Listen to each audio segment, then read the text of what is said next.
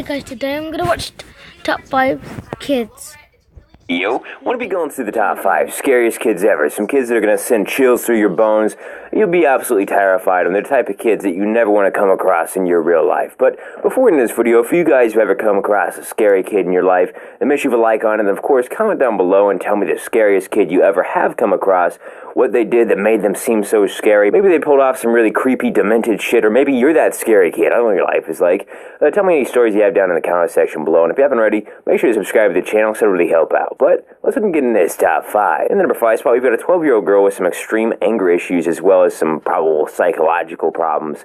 But what she does is she is very just violent in general. Her siblings are pretty much terrified of her, even to go to sleep, because they're worried that she's going to come in and like attack them at night or something like that with a knife. And she kills animals and things like that too, just for pure enjoyment. Like, it's just some really demented stuff. If my brothers or my sisters do something annoying, they're in big trouble. I'll hurt them, I'll threaten. One time, they made me really angry, and I chased my siblings around with a knife. When I was 6, I had a hamster named Jack. One time, I took him out of his cage. I wanted to play doctor. She used the mag light and basically beat it to death into a flat object. Mom showed us baby birds. I said, "Oh, they're so cute." 5 minutes later, had a bunch of baby birds in my hands. And then that's when I remembered, if I put them back in the nest, the mama bird would kill them. The voices told me if I don't save the baby birds, then they're gonna do something to my family, something bad. So I killed them.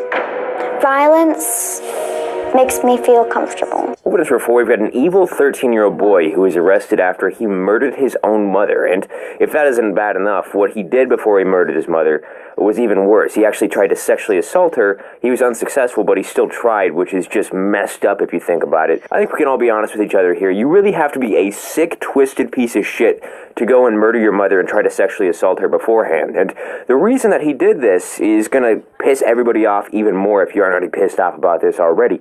The reason he did it was because his mom grounded him from playing video games, more specifically from his Call of Duty game. Don't know which one it was, it doesn't really matter.